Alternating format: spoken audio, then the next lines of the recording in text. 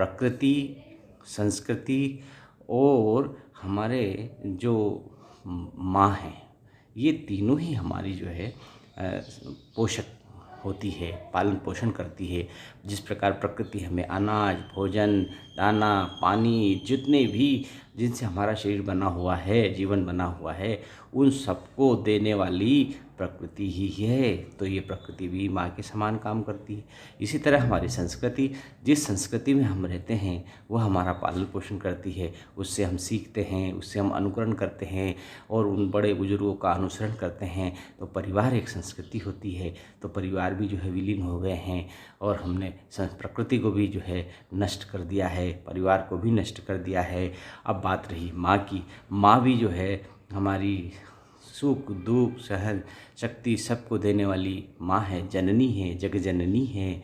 और माँ जो है पृथ्वी के समान हमारा पालन पोषण करती। जिस प्रकार से पृथ्वी हमारा पालन पोषण करती है, वैसे ही माँ हमें जन्म से लेकर के बड़े होने तक, जब तक हम उठते बैठते, खाते पीते, चलते फिरते, सोचते समझते, ये सारे संस्कार हमें माँ ही देती है।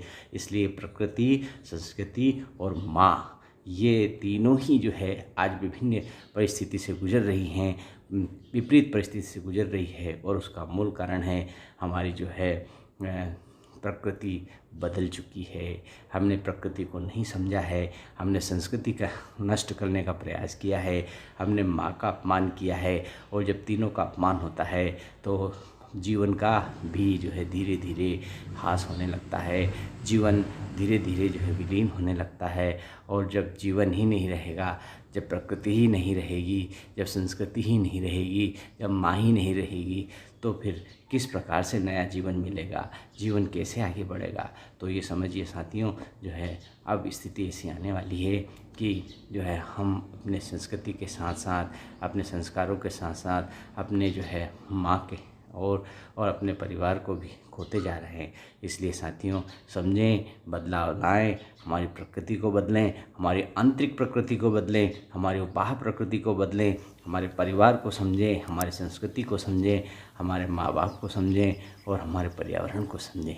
तभी हम आगे विकास कर पाएंगे, उन्नति कर पाएंगे और मानव जीवन सुरक्षित रह पाएगा।